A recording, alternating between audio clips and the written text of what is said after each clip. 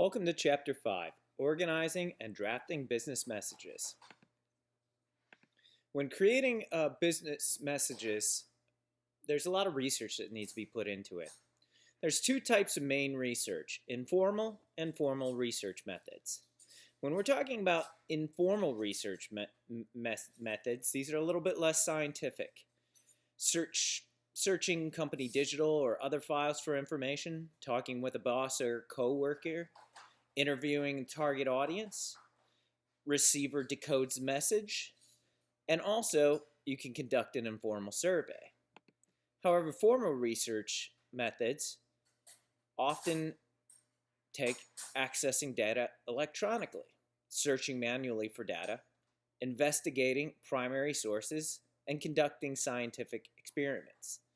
Informal research often is chatting with individuals to create research. Formal methods are a little bit more planned out. Social media brainstorming is another way that you can crowd supply ideas or services. Crowdsourcing requests that online crowds supply ideas or services. For example, Waze, an app allowing users to report traffic jams. Crowdstorming requires crowds to evaluate and filter the ideas into a viable product or plan. For example, Lego challenged viewers to create a model illustrating the Wizard of Oz. Crowdfunding solicits contributions from strangers or friends to finance a project, cause, or business venture. For example, Veronica Mars was a TV show back in the early 2000s, and it was crowdsourced to create an actual movie and fund a movie for it. So these are some ways that you can use social media for brainstorming. When beginning to draft business message, you want to group ideas together to show relationships. You want to group similar ideas and organize them into lists or outlines. Bullet lists and numbered lists often do well and can help you put your ideas together and group them together. Some tips for some efficient outlining. Define the main topic or the purpose of the message in the title. So if you're preparing a paper, if you're preparing an email, make sure that you define the main topic and the purpose of the message right in the title or the subject line. Define the main topic into 3 to 5 major components and break the major content into exclusive subpoints. Please no overlapping or no repeating yourself. Often, creating business messages, it's important to use details, illustrations, and evidence subpoints to help prove your message. So there are four sentence types that you can achieve variety with. You can use simple sentences which can contain one independent clause. For example, Jade just graduated. You can use a compound sentence with two independent clauses. Jade just graduated and she applied for a job. You can use a complex sentence which contains one independent and one dependent clause. Before she applied for a job, Jade prepared a resume. Or you can use a compound complex, which are two independent clauses and one dependent clause. Before she applied for a job, Jade prepared a resume. In addition, she posted a LinkedIn profile. Often, going with number 3, the complex sentence, and mixing in complex sentences with compound sentences often does the job because people like shorter sentences and can comprehend messages better when they're shorter. So some common mistakes I'd like you to avoid. Avoid fragments or broken off parts of your sentences. Here's an example. Email seems boring when compared with Twitter.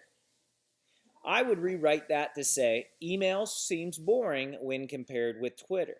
Notice that we didn't break them into two different sentences. Avoid run-ons by using semicolons. It's important to use two independent clauses without a conjunction or a semicolon to avoid that. So here's an example of a run-on sentence. He's addicted to social media. He posts updates constantly. That doesn't sound right, does it? So here's a way that we could break it apart. He's addicted to social media and he posts updates constantly. To make it even better, I would add a semicolon. He's addicted to social media. He posts updates constantly. You also want to avoid comma splices. These are two clauses joined without proper punctuation. For example, a comma splice would be, he prefers a tablet, comma, she prefers her laptop. To write this better, the use of a semicolon could be used. He prefers a tablet, semicolon, she prefers her laptop. I would write it this way, he prefers a tablet, semicolon, however, she prefers her laptop. Even more, you can use that alternate revision and use that semicolon into the sentence. Remember we were talking about a little while ago, the sentence length, keeping sentences short and sweet, but not too short. The comprehension rate when you get a sentence more than 8 words long drops by 10% when it gets to 15. A 19-word sentence, there's only an 80% comprehension rate. And a sentence that comes in at 28 words, there's only a 50% comprehension rate. Think about that. Think about some of the long sentences that you've read in business reports or any type of reports. You seem to understand and comprehend sentences better when they're shorter. So use that. You want to achieve emphasis. You want to emphasize important ideas by using vivid and specific words. So let's take these two general sentences. She has a new device. How would we make that vivid and specific? Lisa loves her new iPad. It's very specific. That skyscraper is tall. The Burj Khalifa in Dubai is 2,723 feet tall. Very vivid and very specific. You want to make sure that you label the idea, the main idea. Here's an example of an unlabeled idea. Explore the possibility of leasing a site, but also hire a consultant. A labeled idea would be explore the possibility of leasing a site, but most importantly, hire a consultant. See how that sentence is there's more emphasis behind there, and it's more exciting, and the main idea of most importantly, hire a consultant, has been there. You also want to emphasize the most important idea by placing it first or last in a simple sentence and making it the sentence subject. For example, an unempathetic sentence would be, labor lawyers say that companies should review their internship programs because most often they are illegal if interns are not being paid for their work. Boy, that was a mouthful. Let's try to make that more emphatic. Most internship programs are illegal if interns are not paid. You see how I was able to take that big sentence and make it very much short with 8 or less words, and it was much more comprehensible than the unempathetic version of it. Make sure you're using active and passive voices effectively. For example, use active voice verbs for a clear expression. We lost money. Use passive voice verbs to de-emphasize the performer or to be tactful. Money was lost by us. Indirect and less clear and passive voice. A customer service blog was started last year. Let's change that and have it be more direct and more clear by using an active voice. Rosario started a customer service blog last year. Much better. How about this one? The economy is expected to improve. The government expects the economy to improve. Very direct and more clear and an active voice. Finally, this example. Performance reviews were completed. The manager completed performance reviews. Very direct, very clear, and very active voice. You also want to use passive voices to emphasize the action, not the doer.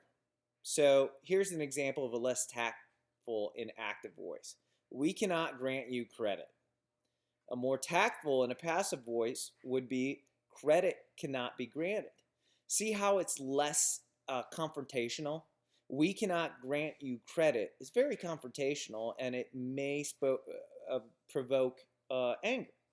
Credit cannot be granted is a little bit more tactful, and it's a little bit less aggressive. Here's a active voice, a less tactful active voice. The hospital cannot admit patients without insurance. Here's a better way to write it. Patients without insurance cannot be admitted. Finally, an example. Our CEO badly missed his estimate on this quarter's profits.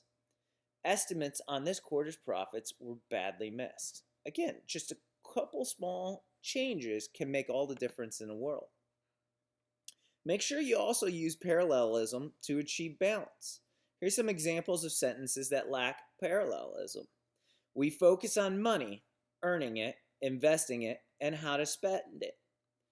Here, how we fix it. We focus on money, earning it, investing it, and spending it. Isn't that much more clear?